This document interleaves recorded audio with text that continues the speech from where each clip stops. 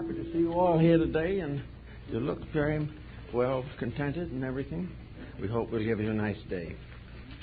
This morning we have a subject that I think is of more or less vital importance in these times. But we have to begin by going back to one of the earliest concepts that we have in the world of science, and that is the transmutation of metals. We do not know where alchemy, as we call it today, originated, but the present word is derived from two comparatively recent terms, the word chemistry and the ancient Hebrew and Greek and Egyptian syllable El. Alchemy. El is a name of deity, Elohim, and many others. Therefore, the term alchemy means divine chemistry. It means something entirely different from the concept or idea of a materialistic transmutation of metals. But very early in China, even in India, later in Japan, in many parts of the European continent, chemists arose laboring with the concept of the transmutation of actual physical substances. Today, science does this every day, and from the beginning of time, nature did it every moment. Actually, to deny that it is possible to transmute or transform a substance is not scientifically sound. Every moment, transmutation is going on around us and within us. The whole system of digestion, the nutritional problem faced by every living creature, is a fine example of basic alchemy, a divine process of transforming substances until they serve the various utilities which are necessary for survival. Paracelsus von Hohenheim was a physician for the family of the Fuggers in Germany. They were the great mining family, with mines all over Europe. He was the doctor in charge of the possible accidents and sicknesses that afflicted the workmen. While there, he experimented and wrote considerably on the subject of alchemy. He pointed out, for example, that in the area where the various metals were mined by the Fuggers, grape orchards and vineyards stood on the outer surface, on the surface of the earth, beneath which these mines were located. Those mines which were involved with gold had a peculiar circumstance involved in them. If you took the grapevines that grew on the surface and burned them, you would find gold. In other words, the roots of the plants were picking it out of the earth also. Years ago, we had a character here in Los Angeles who has gone to his blessed reward, who was an alchemist. And naturally enough, for an alchemist who had to make a living, he had a cheese factory, which, by the way, if you study it carefully enough, is part of our story. But no one thinks that far. But this alchemist one day showed me a little glass retort about an inch and a half tall, about less than the size of a pullet egg. But in this was a little rock, and on the rock was a tiny flare of gold. It looked under a strong glass like a little flower, but it was actually gold growing in a hermetically sealed vessel. I tried to get the right to keep this as a preservation or as a proof of something, but I was never able to get it away from him. But anyway, he insisted that this little gold tree or little gold thread-like vine, a leaf, a fern leaf-like thing, had actually grown in this bottle from the rock upon which it was still attached. That actually gold grows. Von Hohenheim also stated this, that areas where mining had exhausted all known gold supplies, 100 years later, gold was found again. In some way, gold continued to reproduce itself from a kind of seed. So gold gradually came to be a symbol, and it was as a symbol that it was of most interest to the mystical alchemists of the 16th and 17th centuries. To them, gold was simply a symbol of the human soul and the divine soul. Gold to them was a spiritual agent. It was a symbol of what man is as a mortal creature and how this mortal creature can be transformed into a divine, enlightened power. Gold in alchemy in the 17th and 18th century was a synonym for soul. It was that part of man's nature which combined the elements which we find today symbolically in the symbol of mercury. The ancient system or triad for the production of gold was salt, sulfur, and mercury. Salt being a symbol of body, sulfur being a symbol of spirit, and mercury being a symbol of the binder or the uniting substance, that which was capable of transmuting one into another. Therefore, the human being, in a sense, is spirit, soul, and body. The spirit belonging to eternity, the body belonging to the earth and matter, and mercury a mysterious symbol to the combination or union of heaven and earth in the transmutation of life from a divided substance to a united essence. This type of thinking was the problem of almost all of ancient philosophy. Paracelsus and others warned the alchemists not to center their attention upon the transmutation of metals, but, as von Welling tells us in one of his alchemical writings, that which is true on a spiritual level must also be true on all other levels.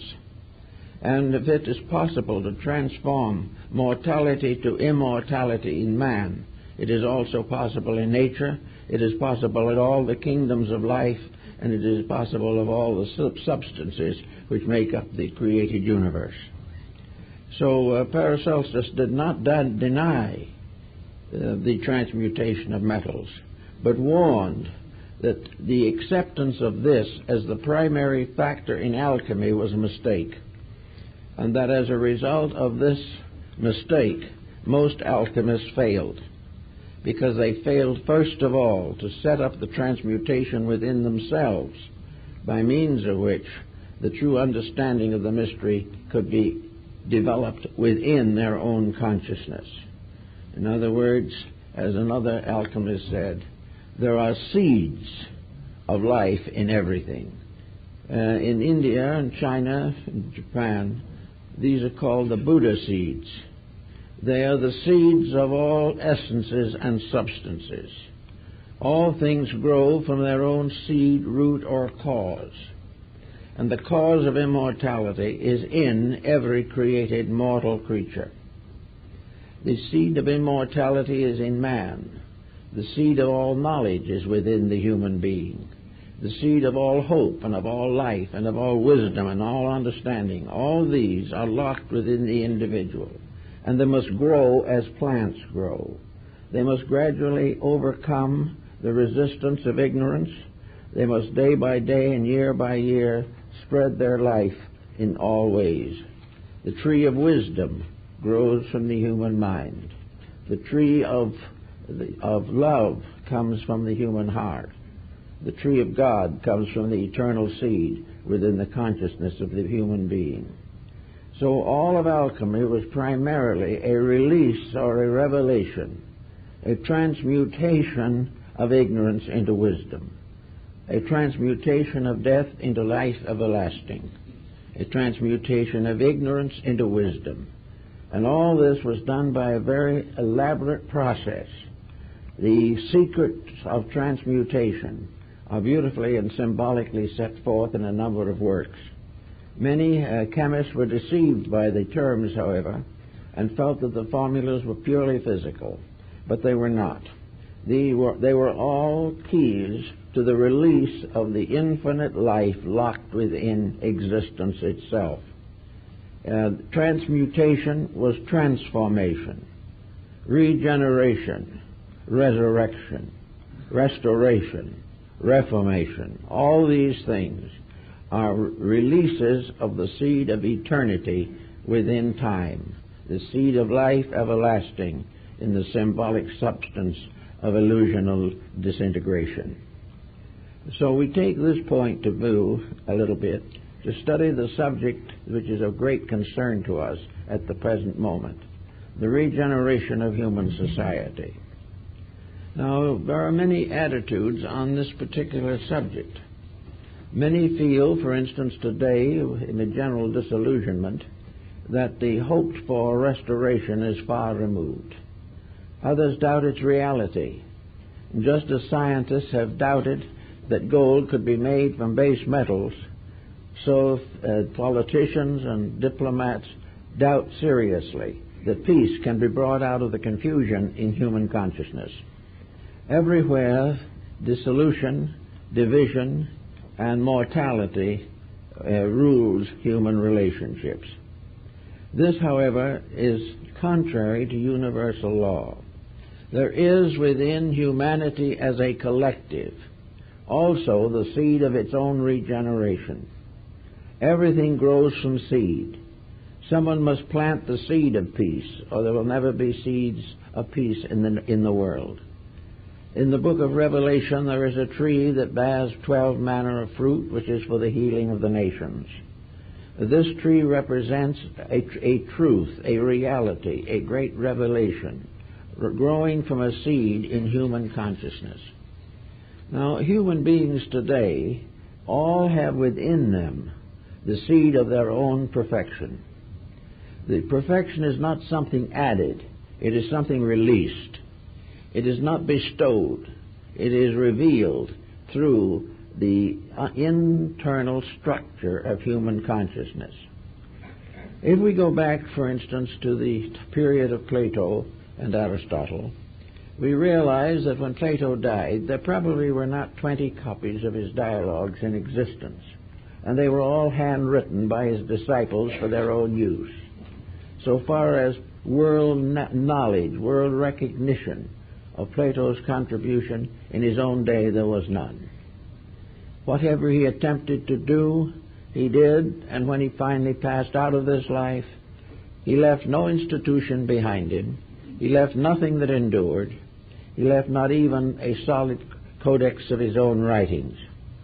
And yet today he is better read, better known, and better appreciated than ever before, because somewhere within the nature of his own labor there was the seed of restoration. That which was truth in his writings can never die. The same is true of the words of Christ. Those words were not printed in his own lifetime. Only a few ever saw them or heard them or saw him. But that which is eternal, inevitable, cannot die. And the true tree of life in us cannot die. Today we have many confusions in the world. We have a series of labors that have gone sour.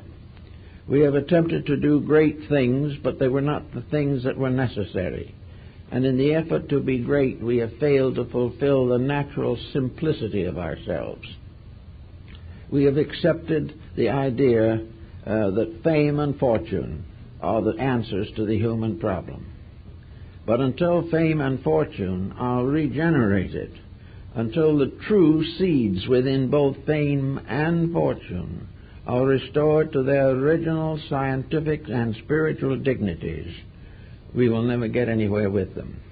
Every mistake, every sorrow, every problem that we have has within it the seed of its own solution.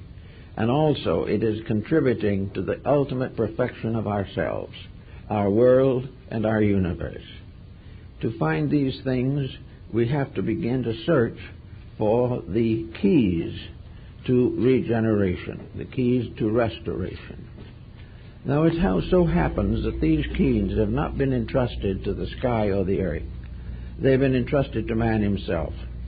Because of those creatures existing on earth today, the human being is the most evolved, having the greatest potentials, having the greatest equipment with which to accomplish major good in this world. The human being has the facilities the mental abilities, the rational faculties by which he can take the seed of eternity within himself and release it as described in the structure of Kabbalistic philosophy.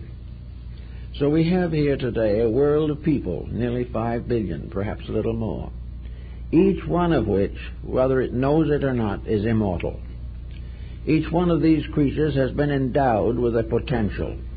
In each human being, the seed of eternity has been sown in the fields of time. The human being could not breathe, could not walk, could not think, could not exist if eternity was not within him. The eternal life, the life of all things, is that which gives man life. Each kingdom of nature unfolds this life according to its own rules and laws. Each kingdom of nature tries to expand its potentials. We see the gradual development of the plant kingdom, in which a small lichen somewhere gradually develops into a magnificent tree. We see all the flowers of the field. We also see all the beautiful crystals in the rocks. Everywhere something of a divine nature is being revealed through kingdoms of nature.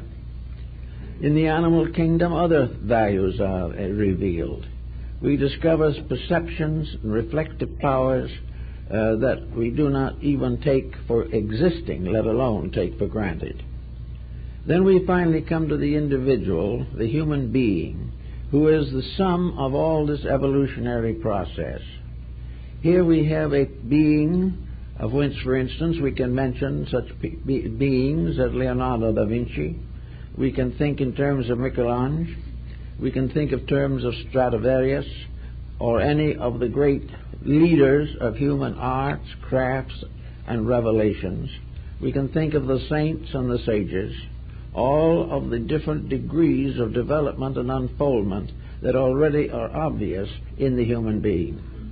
They are obvious because he is endowed with them. They are obvious because they are manifestations of the thing that makes him exist, and that is the divine seed of life within himself. That which is within himself is his own immortality. It is also in that part of him which functions in his daily life. It is that power within him which digests his food, keeps his heart beating, controls and regulates digestion and elimination. It is this same power that gives him the right to write a book, to make a great contribution in art or music or science or philosophy. All the different departments of life arise from one tiny seed, the divine seed in man. It is this one divinity which is the unit. This is the monad of existence. This is the one from which all things come, and yet all things in their infinite divisions are still one. From one source all knowledge arises. For one purpose all knowledge exists, and that is the perfection and growth of living things. In our course of life, politically and socially, we have forgotten almost entirely the part of ourselves which alone can be solutional. We cannot solve with the mind unless the mind is inspired. We cannot create with the hand unless the hand is regulated and guided. We cannot create with the body unless the body itself responds to a divine eternity within itself. So here we are, human beings, each with a different kind of destiny, each dedicated to some purpose, each one hoping, fearing, believing, each one living and dying within a peculiar situation in which the real reason for the whole thing remains unknown. We do not today believe or realize the power of this seed germ within ourselves, which seed germ is eternity hidden within the folds and regions of time. This inside thing is that which has to be released, and the release of this is the great secret of transmutations and transformations. Everything depends for its survival upon this submerged, hidden source of life within ourselves.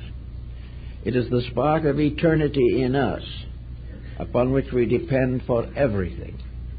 And when that leaves the body at death, it takes with it every activity, every process, except disintegration.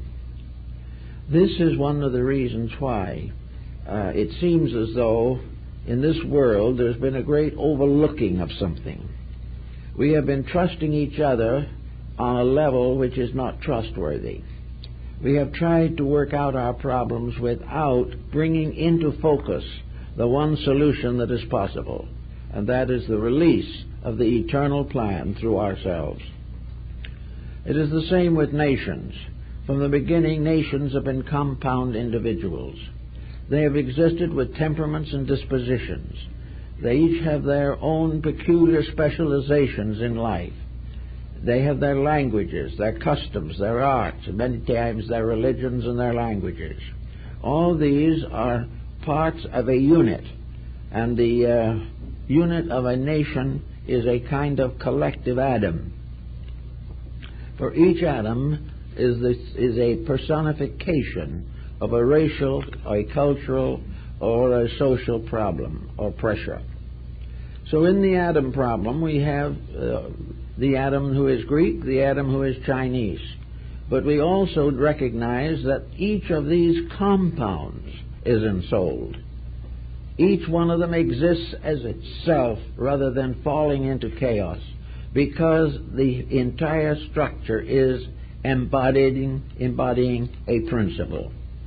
The development of humanity, the tree of races, means that a life principle is flowing through all races, and these races become branches upon a great tree, and this tree is the tree of life itself. But every nation is part of that plan. Every individual within a nation is a leaf or a twig or a bud upon a tree, a living thing depending upon one life. Now this means that whether we realize it or not, there is only one life. And this is the thing which is difficult for us to understand. In our way of competition, in our way of self-centeredness, each individual competes with another and tries to outdo others. In strangeness it may seem, there is no one to compete with, because actually there is only one life. And all competition is a mistaken belief that this life can be controlled in one direction or another, when in the truth of the matter, the creatures must be controlled by that life principle. The principle is not divided. There is no such a thing in the principles of things as the various structures we set up and defend so stoutly. We defend our politics without realizing that all government rises from a tree, and that the root of this tree is in eternity. We believe all arts and sciences have their sources in the various geniuses which created them and which we regard as their patrons. Actually, however, painting, music, literature, architecture, all these are trees growing from one root. Life in all of its manifestations is one life, diversified through expression and through creation, but never actually divided. If one of these arts should actually die, all would die with it, because it is part of one life. Now these various plants and things becoming like individuals, nations develop characteristics. They develop likes and dislikes. They are influenced by longitude and latitude. And today they are influenced largely by lassitude. They are influenced by fable, by myth, by tradition, by heredity. All these things seem to divide these nations from each other. But as we find so clearly pointed out in the Shakespearean plays, some of them, especially The Merchant of Venice, every one of these various factors depends upon a common feeling, a common reality. If a child dies, does not its parent weep, regardless of race? If someone is killed in an accident, is there not a tragedy, whether we know that person or not? If a nation destroys itself or tries to, is this not a catastrophe, regardless of what nation it is? Is it more beneficial to life for a small country to die than for a great one? All are one. There is only one nation, and that is the humanity itself. There is only one art, the art of living. There is only one science, the science of salvation. There is only one religion, eternal hope of good. So if we can begin to get this oneness out of to where we can see it, it can do a great deal with it. And yet to the average person, this oneness is more or less obviously necessary, but no one pays much attention to it. We think of each person coming into the world as an individual, free to do what they want to do, and that the life within them is bestowed in order that they may be able to do what they please. So the divine within us is used to advance the human and material ambitions that we develop. Each person seems to feel that he can build a different structure upon the one life which made him alive. He seems to believe or think that he can create a destiny for himself, using this one divine power as eternal life, but that divinity is merely a fuel which permits him to do as he pleases. Then in spite of everything to the contrary, the individual is not responsible to anything for the use he makes of everything. This is a factor which we have never been able to completely overcome. But we're getting more and more into the situation where if we can't understand it, we're going to be in a very bad way. We are still hoping that some way, in some manner of our own conjecturing, that we're going to be able to arbitrate these differences, that each individual will be able to continue to do as he pleases, but in some way the power to please in a destructive manner will be reduced. I think the answer to this is something for science to give a lot of thought to, because the first thing we need to know now is the thing that science can't tell us, and that is, what is life? What is the eternal energy that sustains things?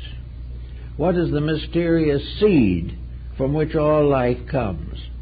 In what ground is mortality planted? In what part or field of space does evolution move?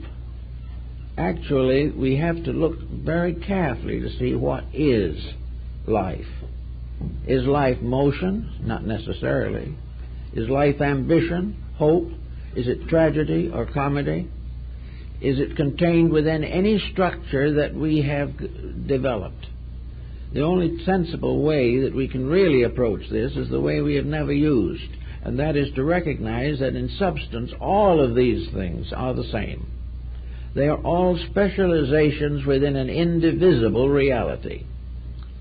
While we try to make separation real, while we are in a competitive relation with life, we cannot transmute our own activities and restore the unity which is necessary for survival.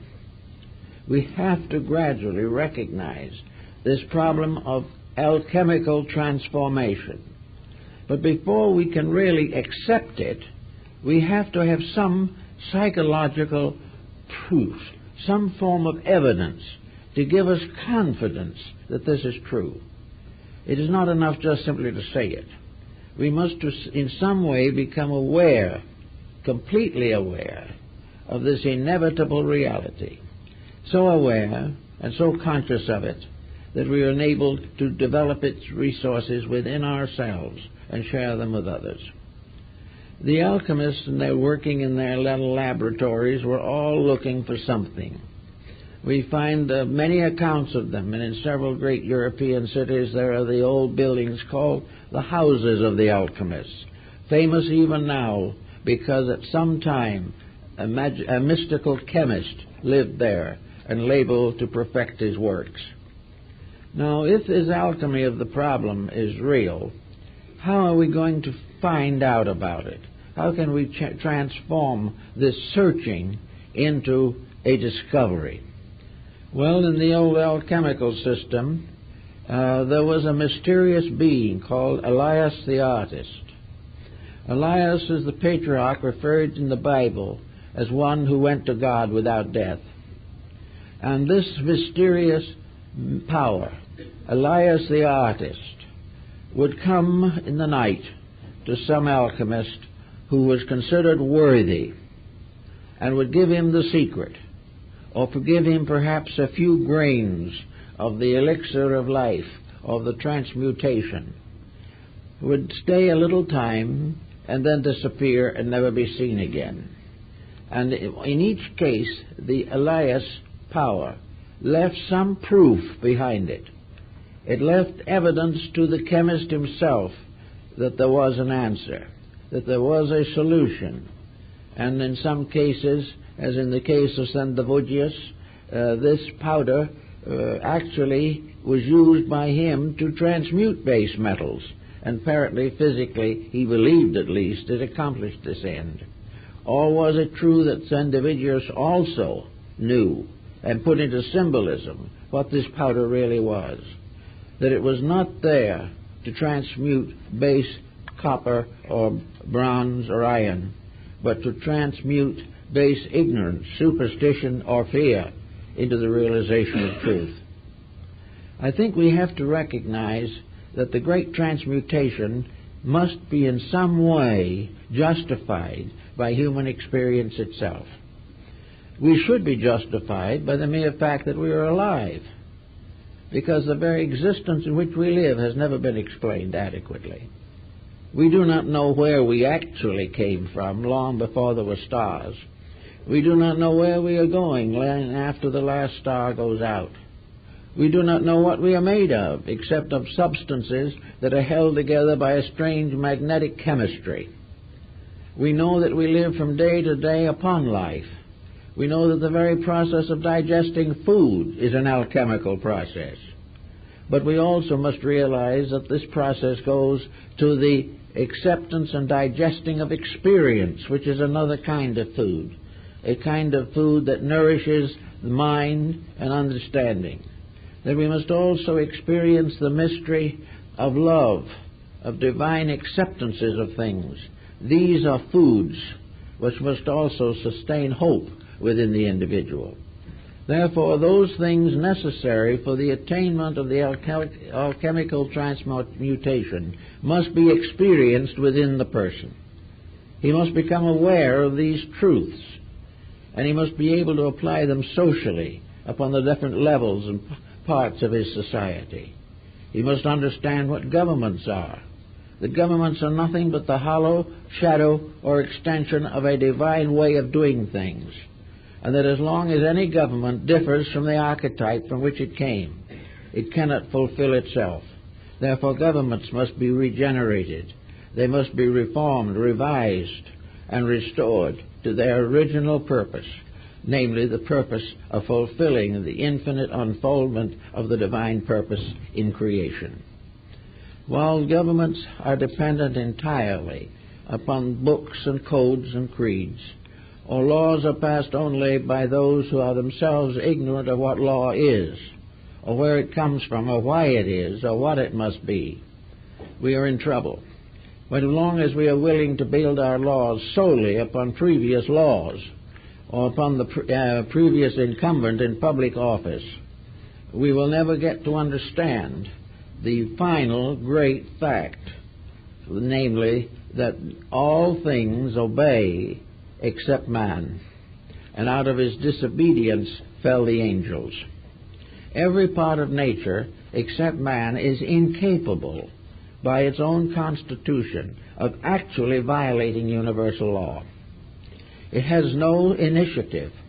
It has no free power to become a separate creature. Man is separate. He is separate because potentially he is capable of a greater advancement than any other kingdom of nature on this earth. He is the leading power here. All previous embodiments on this planet have been leading toward him. They have been gradually releasing that part of his own potential which enables him to stand and proclaim his existence. This, however, is not to be the subject of great rejoicing, nor is he to become completely overwhelmed by his own egotism. The fact that he exists is a remarkable thing. The fact that he can exist well is a still more remarkable thing. And he hasn't quite gotten there yet. But he is hoping. But his hopes have to be brought into some form of pattern. And when the old time, in the Bible, they spoke of the earth as a garden and considered that man was the gardener. Well, a gardener is one who takes care of the plants. We're not really doing that. As gardeners in the garden of life, we are not protecting it. We are exploiting it. We are not doing all we can to preserve it. We are doing all we can to make it a servant of personal ambitions. So we may say that nearly all of that which is rooted in ambition has a tendency to be corrupt. It may not necessarily be wrong, but it can easily become so. We cannot, by ambition of our own, do that which only eternity knows. We cannot solve problems that are greater than our insights or our understandings.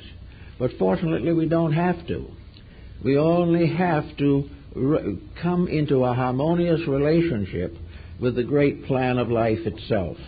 And this is what, in a large way, alchemy really represented. It told us through human digestion and the digestion of metals that there are processes going on that, if we do not interfere with them, corrupt them, or pervert them, are magnificently sufficient. The only thing we can do is cut ourselves off from life by the misuse of it. We can only destroy that which we have labored so hard to build: bodies, attitudes, institutions, nations, governments, parties, and policies. All these things we have built up only to destroy them by our own selfishness. Now we say that's a very great tragedy. Yes, but unfortunately there is still another point that is more important. Namely, if we can destroy them, they are not the thing we are seeking. Anything that can be destroyed is not part of the reality, which is completely indestructible. Therefore, we have to gradually bring our own consciousness into relationships with things in which we become aware of the indestructibility of truth. Until we realize this, we will continue to destroy idols we have set up, falsehoods we have deified, until finally we turn against them. Now, in the closing years of the present century, many of the ancient esoteric arts have come back into focus. 50 years ago, an astrologer was considered to be mildly mad. Today, he is becoming more and more interesting, and not only to humanity, but to the sciences. And there are a great many liberal thinkers who, in the last generation, would never permit themselves to study such matters. We came along with acupuncture, which for 2,000 or 3,000 years was used in China and scoffed by us. And all of a sudden we're interested in it. We're interested in the I Ching. We're interested in yoga and Vedanta. We're interested in esotericism, psychism, every type of thing that was once important, then passed into submergence, and now begins to come out again. Why? Because we are becoming more and more, might say, fearful. We are more and more aware that there has to be something we don't know, that there's some way of doing some of these things better than we're doing them. So we're beginning to look for the people who did them better. And we suddenly realize that they are the ones we've been making fun of for centuries, because we believe so firmly in our own mistakes. Now, the coming way of thinking has brought back a tremendous revival in alchemy. Alchemy is flourishing with new books, new publications, new exponents, new researches, new projects every day. But there's one thing we have to beware of, and that is, as Basil Valentine pointed out, the great chemist, woe unto the gold makers. If we are going to use alchemy now to pay the national debt, we'll be exactly where we were to start with. If we firmly believe that we can use these superior sciences to protect our mistakes, we're wrong. We are only able to use these correctly if we are also dedicated persons. Unless the happy-go-lucky attitude, which is neither happy nor lucky, that we are in now, is changed, there is no form of learning that we can restore or create that will not land in the same condition we are in today. Because it is a value pattern. We have to change the basic relationship between ourselves and life.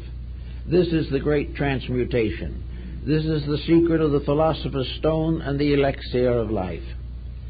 We cannot simply use these powers to take care of our present mistakes. We cannot use psychism to find out how to get out of being alcoholics and then keep on drinking. We cannot say that we are going to use philosophy and then keep on nagging our neighbors and insulting each other. We cannot have enemies and be truth seekers at the same time. We cannot go on supporting the policies with our minds while we are attacking them with our souls. So out of it all comes the necessity of starting with the basic element of alchemy, and that is the person. Bamey and the Rosicrucian group in Europe, many other systems, have emphasized the point that regeneration begins with the individual. That only a person who has a proper internal relationship with life is willing to or capable of making the changes that are necessary. So somewhere in this process we must identify the pearl of great price, the seed soul in ourselves, something that is so mysterious, so minute, that it is like the proverbial mustard seed, that being the least among the seeds shall grow into a great tree. The search for the seed of life. And science should be seeking it. Everything should be seeking to know that which is locked within something so small and so abstract that we cannot even distinguish it or analyze it, and yet from which flows all existence, all condition, all progress, and all reality. Here is the tiny germ, which is the greatest thing in the world, far greater than anything we know. And it's in us, and one thing we can prove that. We can prove it by the fact that we're here this morning. We can prove it by the fact that we can raise a hand, that we can drive a car, that we can enjoy a bad program on TV. All these things are proofs of something. The fact that we like one thing and dislike another, believe one thing and disbelieve another, these are all evidences of the presence within ourselves of a power, of a life reality, a germ of eternity by which we exist. We are not the only ones. That germ is in everything. But in man it is a certain core. It's reaching further into the great world of needs. In other words, it is the basis of the fruit of life that we're all seeking. Here we are, able to think, able to play the piano magnificently, able to control and direct the actual forces that make up our civilization. All of these things are within our dispatch and within our area of possibility. We have already produced a great world, the modern world, but we have not ensouled it. The thing we have produced up to the present time is a robot. Our whole civilization is a robot. because it is simply an instrument for the fulfillment of our own ignorance, in the sense not of dispelling that ignorance, but making it possible to live with it. We are trying to live with our own imperfections happily and permanently, and this cannot be. The only way we can get over our disasters is to get over the weaknesses and fallacies in our own minds and hearts. So the first thing the alchemist has to do is transmute himself. He has to make sure that he deserves greater power than he has. He must make sure that if he is appointed to public office, he will be incorruptible and will also vision clearly within himself the true needs of people. If he does not know what they need, why should he govern them?